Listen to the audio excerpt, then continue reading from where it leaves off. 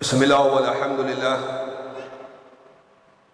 wa sallallahu ala sayyidina wa maulana Muhammad salatan takunu likulli usrin yusra wa likulli hammin faraja wa likulli da'in dawa'a wa likulli saqamin shifaa'a wa ala alihi wa sahbihi wa barik wa sallim.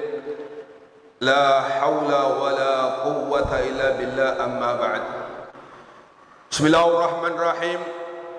Faslun fi bayanil mahabbah wa muhasabatin nafsi. Qala Sufyan al-mahabbatu Qala Sufyan al-mahabbatu ittiba'u Rasulillah sallallahu alaihi wasallam. Wa qala ghairuhu dawamul dzikri, wa qala ghairuhu itharul mahbub, wa qala ba'duhum karahiyatul baqa' fid dunya, wa hadha kulluhu isyaratun ila thamaratil mahabbah. Fa amma nafsul mahabbah falam yata'arradu laha, wa qala ba'duhum al mahabbah ma'nan al mahbub Gahir lil qulub an idraki wa tamtani'u al-sunu an ibaratihi. Wa qala al-imam Junaid harramallahu ta'ala al-mahabba ala sahibil alaqa. Wa qala al-imam Junaid kullu mahabbatin takunu bi'audin fa idza jala al-aud zalat al-mahabba. Wa qala dhunnun qul liman adhara hubballah ihdhar an tudhilla li ghairillah. Wa qila li Shibli sif lana al-arif wal muhib, faqala al-arif an takallama halaka wal muhib in sakata halaka ila akhiri ma qala radhiyallahu ta'ala anhu. Fasal di dalam menerangkan al-mahabbah atau cinta. Setiap manusia pasti punya cinta. Namun yang berhak untuk kita cintai melebihi dari segalanya yaitu Ar-Rasul sallallahu alaihi wasallam. Sebab tidaklah Allah Subhanahu wa taala menciptakan kita semua. Tidaklah Allah Subhanahu wa taala memberikan kita nikmat yang begitu luar biasa, yang tidak bakal mampu kita hitung nikmat-nikmat tersebut. Itu tidak lain karena berkat Nabi Muhammad sallallahu alaihi wasallam. Kita saat ini mendapatkan nikmatul iman, nikmat yang paling besar yang diberikan oleh Allah Subhanahu wa taala, tidak lain berkat Nabi Muhammad sallallahu alaihi. Nabi Muhammad satu-satunya orang yang wajib kita cintai melebihi dari segalanya. Bahkan bukti kita cinta kepada Allah Subhanahu wa taala, cinta kepada Nabi Muhammad sallallahu alaihi wasallam. Minta maaf kalau seseorang cinta kepada Allah Subhanahu wa taala, belum tentu cinta terhadap Nabi Muhammad sallallahu alaihi wasallam. Namun siapapun cinta terhadap Nabi Muhammad sallallahu alaihi wasallam pasti cinta kepada Allah Subhanahu. Kata Nabi, wa ahibbuni li hubbillah. Cintailah aku Nabi Muhammad karena cinta kepada Allah Subhanahu wa taala. Bukti kita cinta terhadap Allah Subhanahu wa taala yaitu cinta Nabi Muhammad sallallahu alaihi wasallam. Kalau seseorang mengaku cinta kepada Allah, belum tentu cinta terhadap Nabi Muhammad sallallahu alaihi wasallam. Kita perhatikan orang-orang Yahudi dan orang Nasoro. Orang Yahudi dan orang Nasrani, Allah sifatkan tentang Nabi Muhammad. Kata Allah, ya'rifunahu kama ya'rifuna abna'ahum.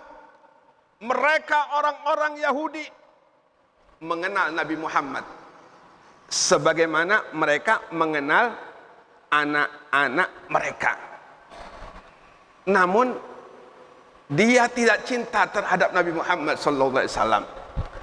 Mengaku cinta kepada Allah Subhanahu wa taala, mengaku cinta kepada nabi-nabinya, mengaku iman terhadap kitab-kitab yang diturunkan oleh Allah Subhanahu wa taala dari kitab Taurat, kitab Injil. Karena orang Yahudi tidak mengakui Nabi Muhammad, tidak mencintai Nabi Muhammad, maka ditolak cintanya oleh Allah Subhanahu wa taala. Sebab bukti kita cinta kepada Allah Subhanahu wa taala, cinta Nabi Muhammad sallallahu alaihi wasallam. Silakan menampakkan bahwasanya kita cinta kepada Allah Subhanahu wa taala.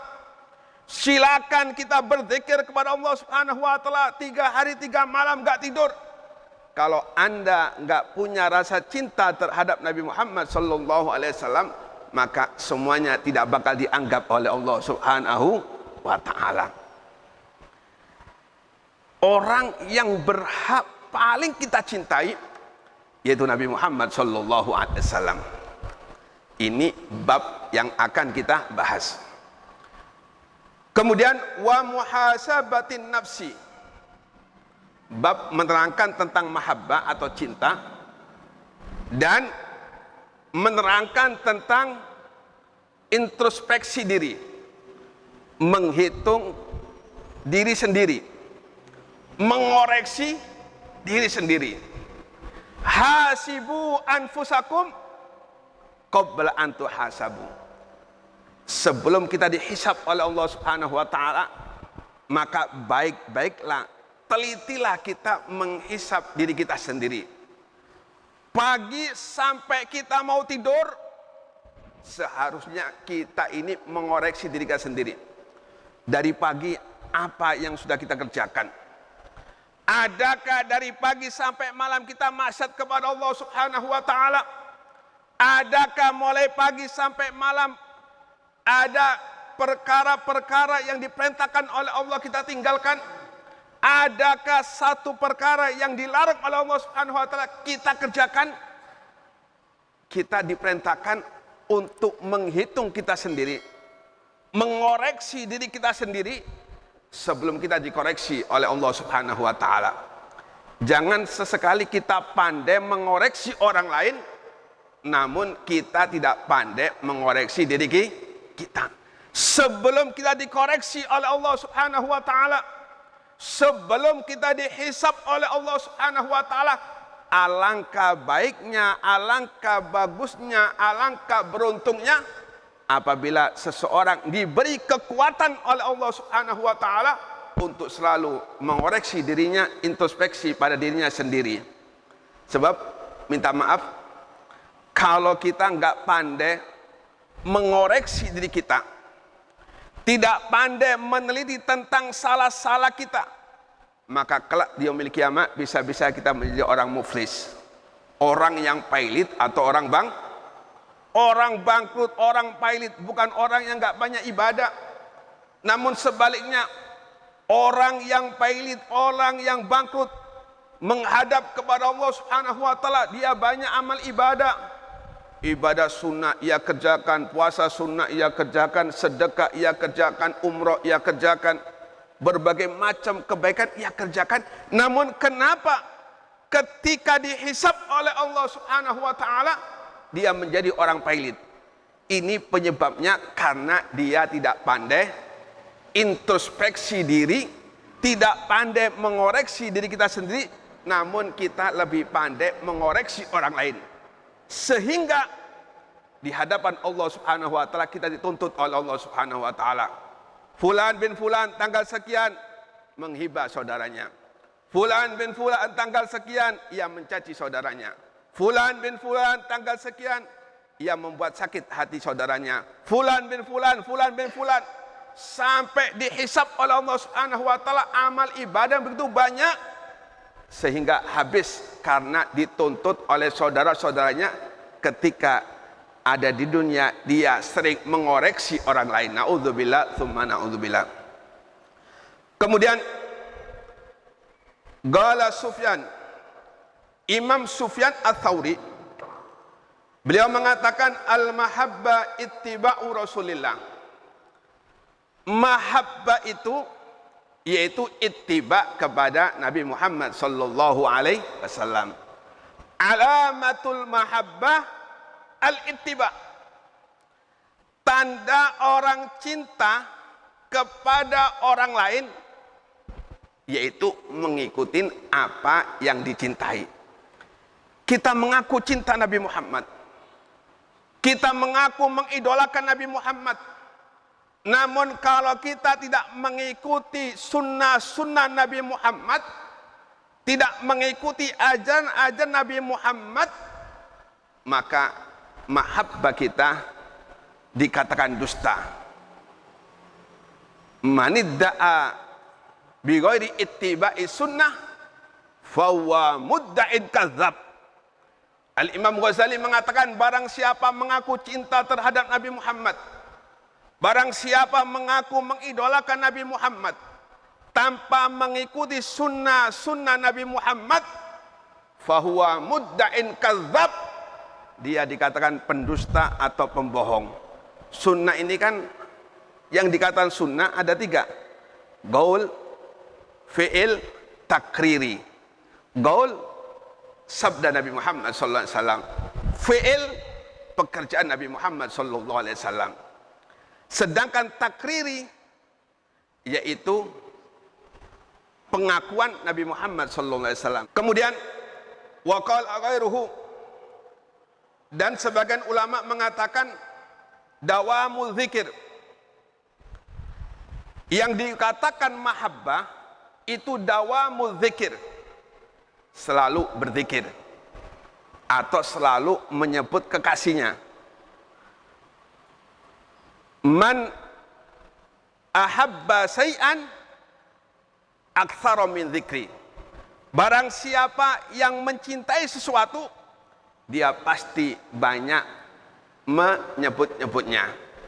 Kita cinta pada seseorang, kita banyak menyebut, kita ceritakan luar biasa si fulan, luar biasa si fulana, istriku luar biasa, istri pertamaku luar biasa, istri keduaku luar biasa, istri ketigaku luar biasa, rukun kedua-duanya, rukun ketiga-tiganya, rukun keempat-empatnya. Nah, ini tanda-tanda mahabbah atau cinta, yaitu banyak menyebutnya atau banyak zikir. Allah, Allah, Allah, Allah, Allah, Allah, Allah, Allah, Allah, Allah. Nah, ini kata ulama definisi al-mahabbah yaitu dawamu zikir, selalu diingat atau selalu berzikir. Wa qala ghairuhu, dan sebagian ulama mengatakan yang dikatakan mahabbah atau definisi mahabbah itharul mahbub, yaitu rela berkorban demi yang kita cintai. Mas, tolong belikan lombok. Nggak biasa ke pasar kita. Laki-laki kok disuruh beli lombok. Egonya kan pasti muncul. Ini bini kurang ajar. Mana ada laki-laki disuruh beli lombok.